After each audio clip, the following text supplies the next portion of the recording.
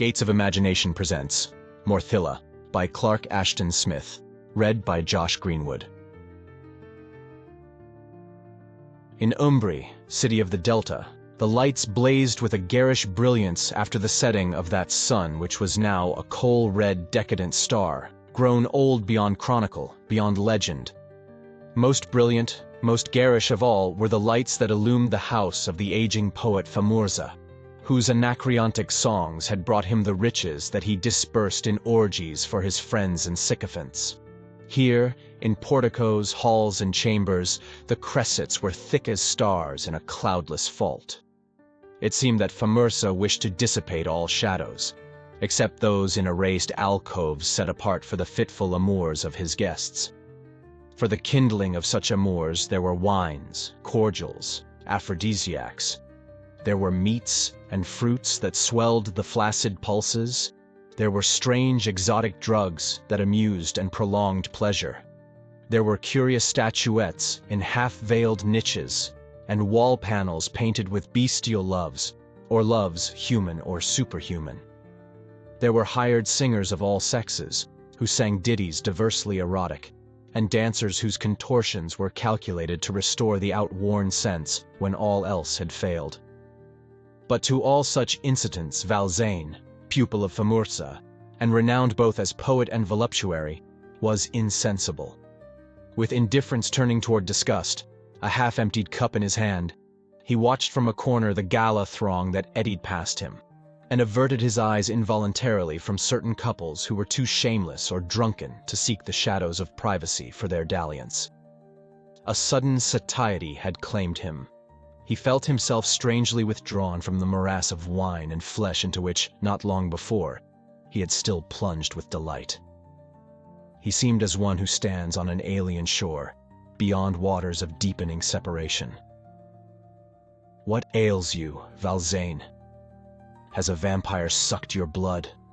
It was Famurza, flushed, gray-haired, slightly corpulent, who stood at his elbow. Laying an affectionate hand on Valzain's shoulder, he hoisted aloft with the other that fescininely graven quart goblet from which he was wont to drink only wine, eschewing the drugged and violent liquors often preferred by the Sybarites of Umbri. Is it biliousness or unrequited love? We have cures here for both. You have only to name your medicine. "There is no medicine for what ails me," countered Valzain. "As for love, I have ceased to care whether it be requited or unrequited. I can taste only the dregs in every cup, and tedium lurks at the middle of all kisses. Truly, yours is a melancholy case." There was concern in Famurza's voice. "I have been reading some of your late verses. You write only of tombs and yew trees, of maggots and phantoms, and disembodied love. Such stuff gives me the colic. I need at least a half-gallon of honest vine juice after each poem."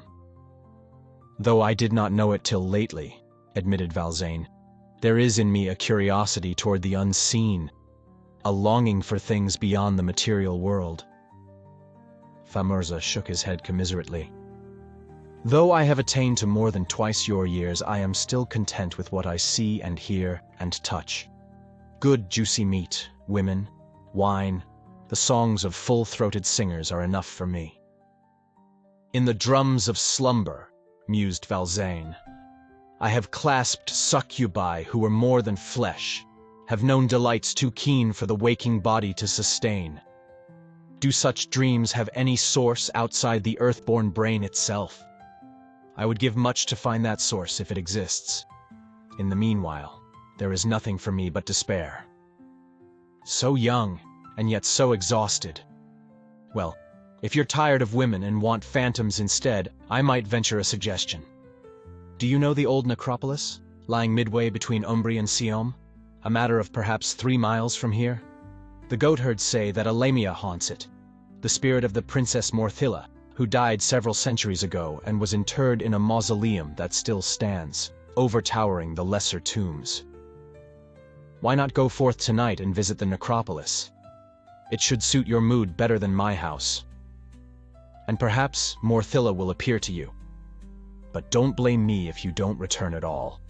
After all those years, the lamia is still avid for human lovers, and she might well take a fancy to you." "Of course, I know the place," said Valzain. "But I think you are jesting." Famurza shrugged his shoulders and moved on amid the revelers. A laughing dancer, blonde-limbed and lissom, came up to Valzain and threw a noose of plaited flowers about his neck, claiming him as her captive. He broke the noose gently and gave the girl a tepid kiss that caused her to make wry faces. Unobtrusively but quickly, before others of the merrymakers could try to entice him, he left the house of Famurza. Without impulses, other than that of an urgent desire for solitude, he turned his steps toward the suburbs, avoiding the neighborhood of taverns and lupanars, where the populace thronged. Music, laughter, snatches of songs followed him from lighted mansions where symposia were held nightly by the city's richer denizens. But he met few roisters on the streets. It was too late for the gathering, too early for the dispersal of guests at such symposia. Now the lights thinned out, with ever-widening intervals between, and the streets grew shadowy with that ancient night which pressed about Umbri, and would wholly quench its defiant galaxies of lamp-bright window with the darkening of Zothique's senescent sun. Of such things, and of death's encircling mystery, were the musings of Valzain as he plunged into the outer darkness that he found grateful to his glare-wearied eyes. Grateful, too, was the silence of the field-bordered road that he pursued for a while without realizing its direction. Then, at some landmark familiar despite the gloom, it came to him that the road was the one which ran from Umbri to Siom, that sister city of the Delta. The road beside whose middle meanderings was situated the long disused necropolis to which Famurza had ironically directed him. Truly, he thought, the earthly-minded Famurza had somehow plumbed the need that lay at the bottom of his disenchantment with all sensory pleasures. It would be good to visit, to sojourn for an hour or so, in that city whose people had long passed beyond the lusts of mortality, beyond satiety and disillusion. A moon, swelling from the crescent toward the half, arose behind him as he reached the foot of the low-mounded hill on which the cemetery lay. He left the paved road and began to ascend the slope, half covered with stunted gorse, at whose summit the glimmering marbles were discernible. It was without path, other than the broken trails made by goats and their herders. Dim, lengthened, and attenuate, his shadow went before him like a ghostly guide. In his fantasy, it seemed to him that he climbed the gently sloping bosom of a giantess, studded afar with pale gems that were tombstones and mausoleums. He caught himself wondering, amid this poetic whimsy, whether the giantess was dead or merely slept. Gaining the flat expansive ground of the summit, where dwarfish dying yews disputed with leafless briars the intervals of slabs blotched with lichen, he recalled the tale that Famurza had mentioned, anent the lamia, who was said to haunt the necropolis. Famurza, he knew well, was no believer in such legendry, and had meant only to mock his funereal mood.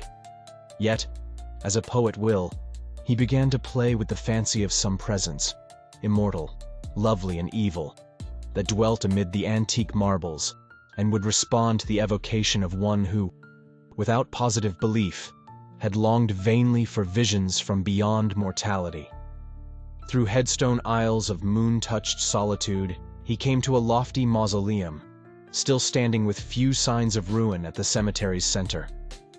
Beneath it, he had been told, were extensive vaults, housing the mummies of an extinct royal family that had ruled over the twin cities Umbri and Siom in former centuries.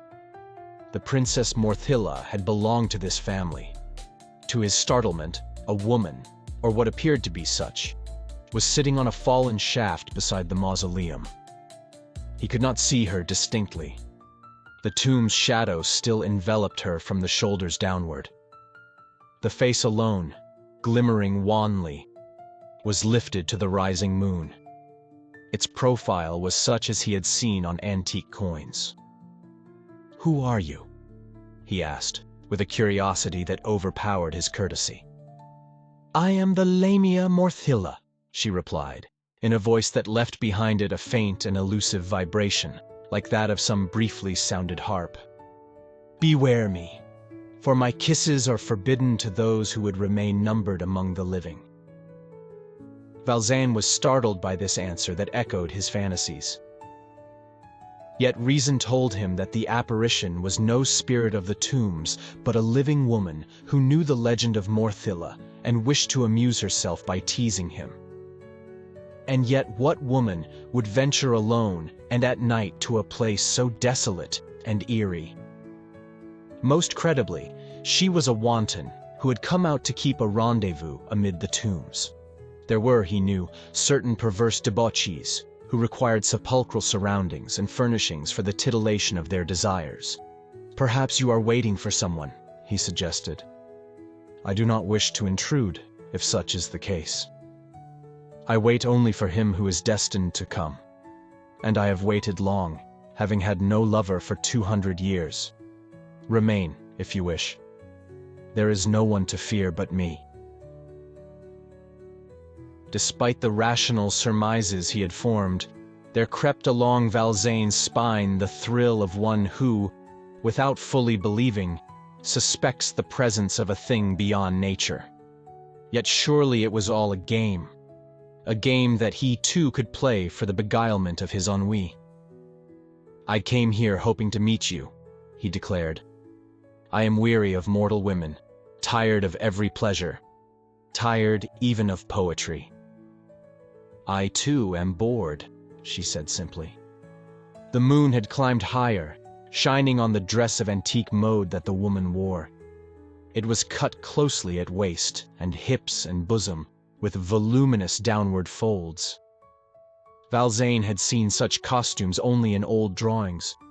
The Princess Morthylla, dead for 3 centuries, might well have worn a similar dress.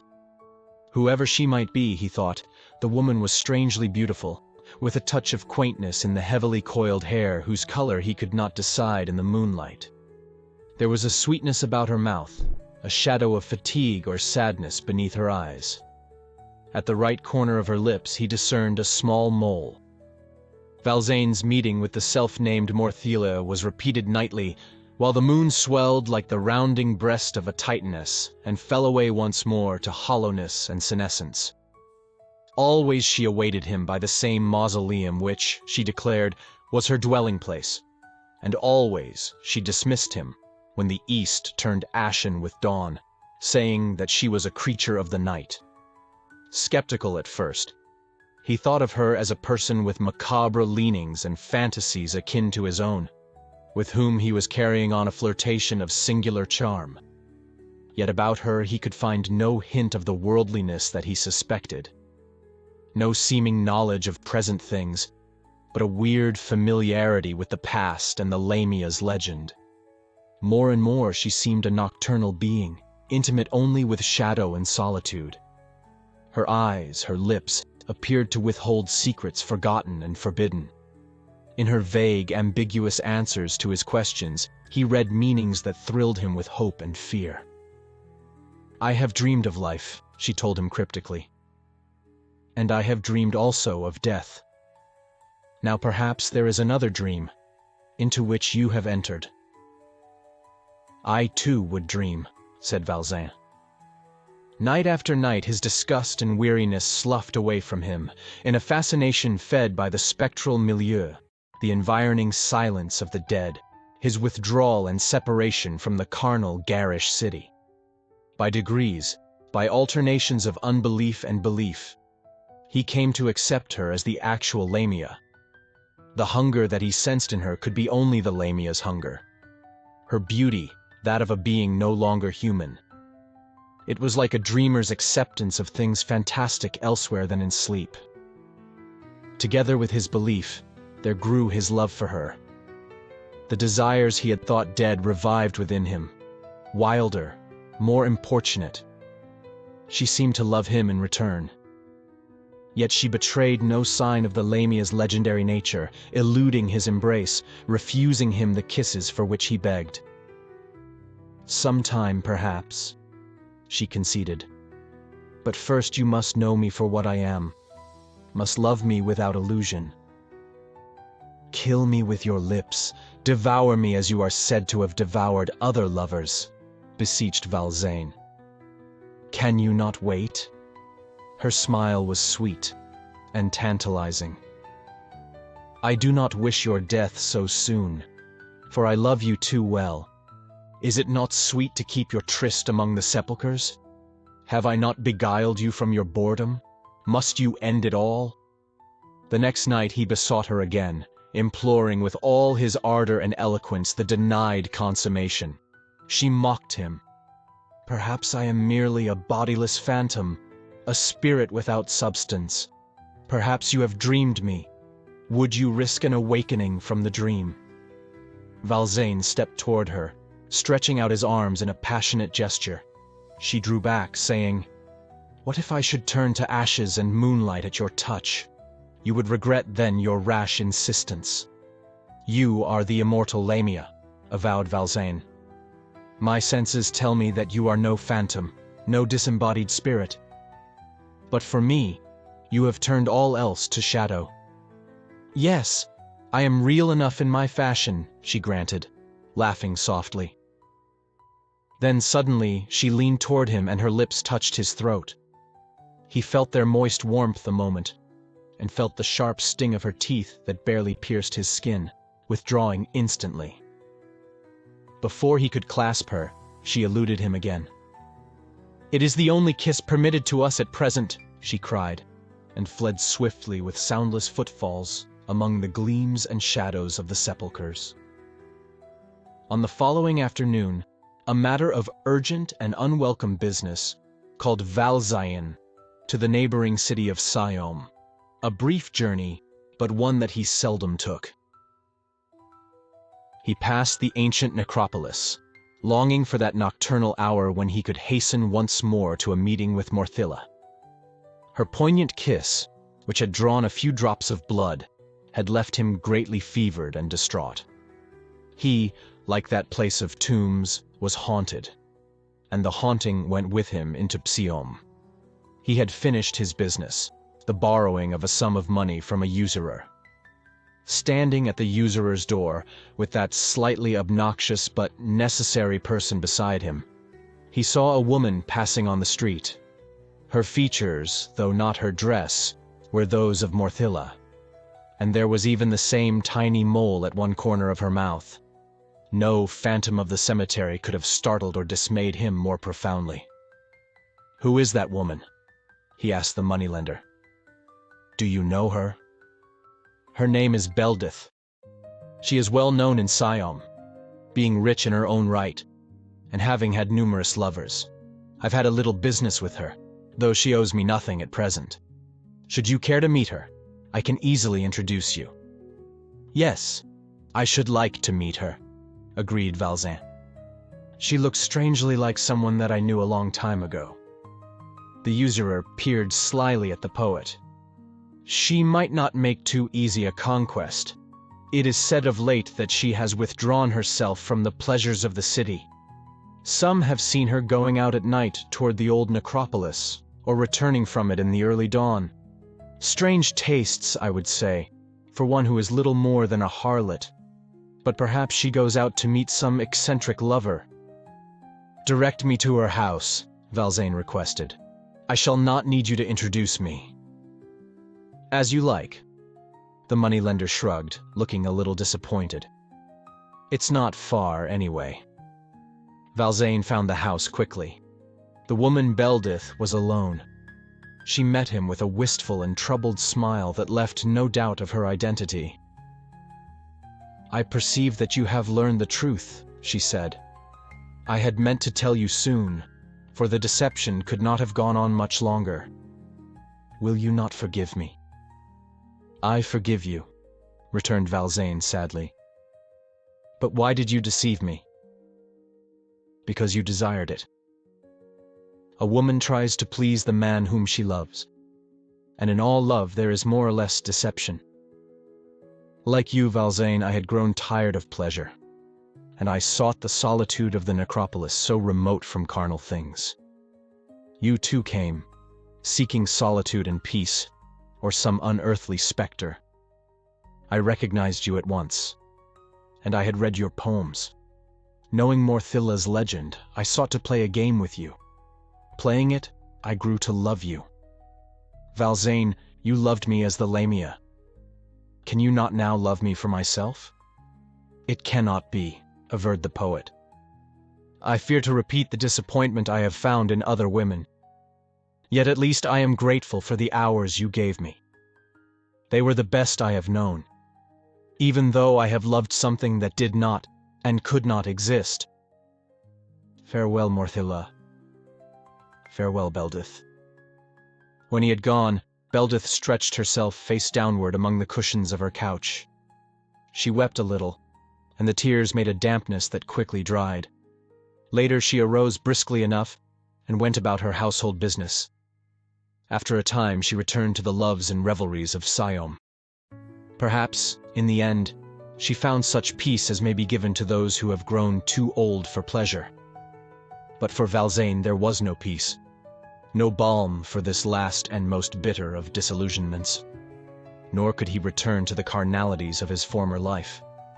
So it was that he finally slew himself, stabbing his throat to its deepest vein with a keen knife in the same spot which the false lamia's teeth had bitten, drawing a little blood. After his death, he forgot that he had died, forgot the immediate past with all its happenings and circumstances. Following his talk with Famurza, he had gone forth from Famurza's house and from the city of Umbri, and had taken the road that passed the abandoned cemetery. Seized by an impulse to visit it, he had climbed the slope toward the marbles under a swelling moon that rose behind him. Gaining the flat, expansive ground of the summit, where dwarfish dying yews disputed with leafless briars the intervals of slabs blotched with lichen, he recalled the tale that Famurza had mentioned, anent the lamia who was said to haunt the necropolis. Famurza, he knew well, was no believer in such legendry, and had meant only to mock his funereal mood. Yet, as a poet will, he began to play with the fancy of some presence, immortal, lovely, and evil, that dwelt amid the antique marbles and would respond to the evocation of one who, without positive belief, had longed vainly for visions from beyond mortality. Through headstone aisles of moon-touched solitude, he came to a lofty mausoleum, still standing with few signs of ruin at the cemetery's center. Beneath it, he had been told, were extensive vaults housing the mummies of an extinct royal family that had ruled over the twin cities Umbri and Siom in former centuries. The Princess Morthylla had belonged to this family. To his startlement, a woman, or what appeared to be such, was sitting on a fallen shaft beside the mausoleum. He could not see her distinctly. The tomb's shadows